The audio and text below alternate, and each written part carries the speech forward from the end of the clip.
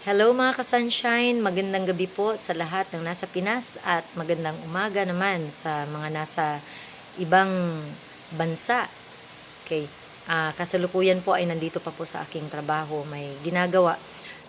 Wala po akong video na nakuha kaya ang ginawa ko ngayon naisipan ko na i-video ko yung sarili ko habang nagsasalita ano.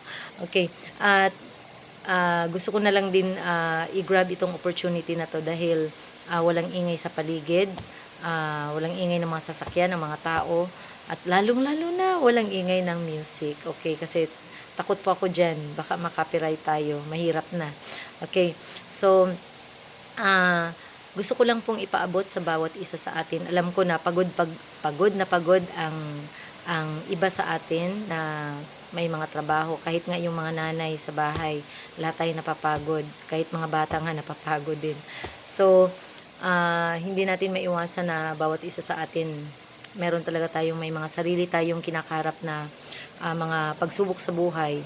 Pero, kailangan ituloy lang po natin ang laban, ituloy natin ang buhay dahil wala po tayong mapapatunguhan kung tatakbo tayo sa ating mga pinagdaanan sa buhay. Yes, alam kong mahirap, pero kailangan po nating harapin at kailangan din natin po ng dasal at panalangin sa Panginoon upang nang sa ganon ay makayanan po natin ang lahat.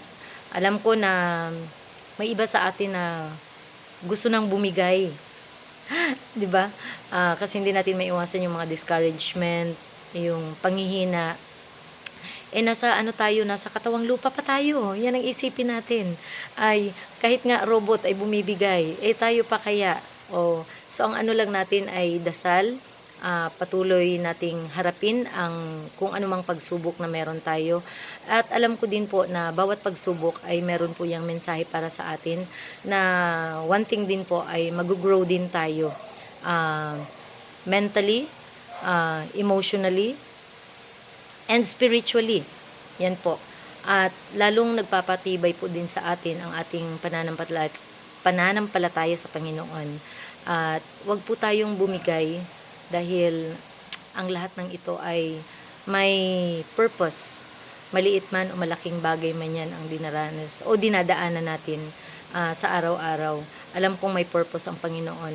But do not give up. Huwag kang sumuko. Padayon lang. So yan lang po mga ka-sunshine. Thank you po and God bless.